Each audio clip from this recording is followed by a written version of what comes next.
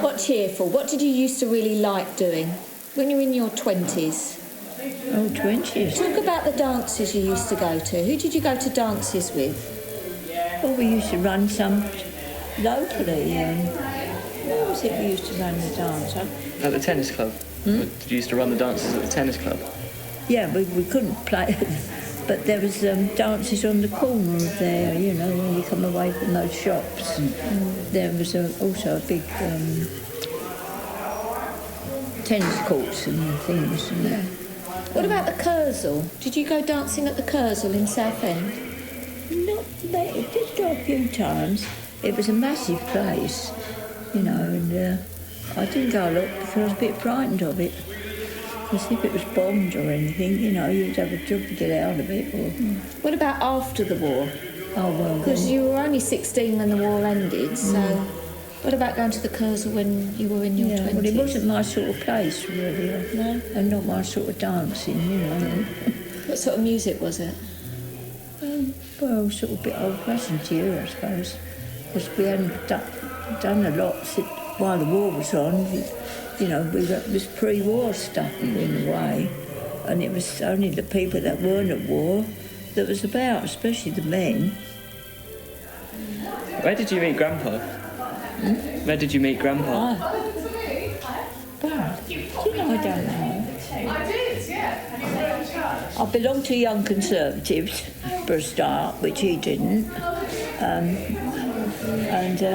Well, of course, he was the next generation up from me, wasn't he? You know, I was 16, I suppose, that sort of age group. And what did you ask me? Where did you meet Grandpa? Oh, he was Dad's nephew or grandson or something, wasn't he? Where did you meet your husband, Brian? Well, he lived at the top of Burt Mills in his mother's house, just behind that little shop. But where did you meet him? Do you know what? I couldn't tell you. Was it the tennis club? It might have been, but I don't remember him playing tennis, but I think he was quite a good tennis player, so perhaps that's why I went. You know, to be able to play. Because what happened with that tennis club at Mox's Park? Because you started that club. Well, I started it, and I used to do the money, you know, take the money from all the people that played there and,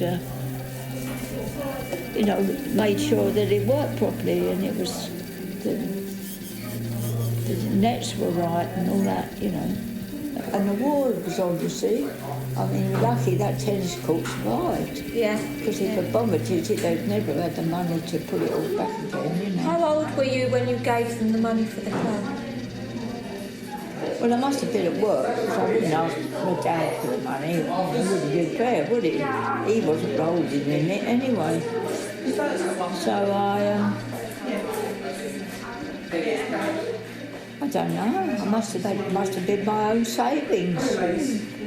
And when I was there, I got a reasonable salary, so, you know, I had put some money aside. So they borrowed that money, but it wasn't long before they paid it to me back. Because they were all people at work, or, you know, there were lots of people that couldn't go in the forces, you know.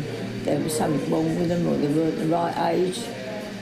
So the rest of us were all bits and pieces that were at home, and we used to play tennis on the weekends. Is it still going? It is. So you met Brian at the tennis club? Oh, yeah. Yes, he came. He was quite a good tennis player, you know. We had some quite good people there, good players and that. Well, they're quite a good crowd. We used to run some dances sometimes, you know. And that, because when the war was on, it was vastly different when it's not on. Because, you know, you've got to plan things and all that, and then the bomber's only got to drop on it at night, and the old thing went to pot. I wouldn't like to go through it again. I wouldn't like to think you could go through it again. But I think people have got a bit more sense now, having been through a war. You'd hope so. You'd hope so. Well, I hope so, because there's nothing but terrible death amongst families and people.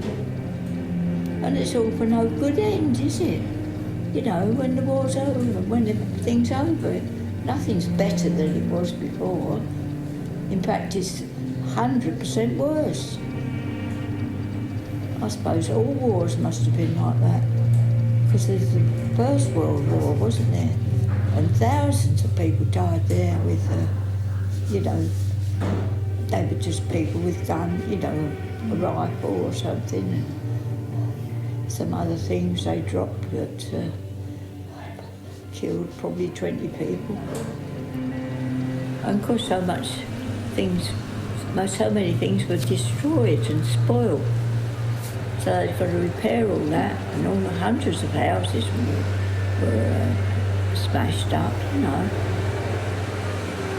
Loads of people had had babies and got loads more children than they started the war with. It was very responsible to be a mother, I think, when looking back. I mean, I was a kid still. I was about 10 or 12. Maybe I was 10 when the war started. I was old enough to understand what was going on a lot of the time. Anyway. What happened when you heard the start of the war? What were you at home when it was announced? Well, it was Sunday morning, one Sunday morning. What happened? Who was there with you then? Well, Mum and Dad wanted to hear the announcement, didn't they? Yeah. You know. And then there was people, the top people of the government, who made the announcement.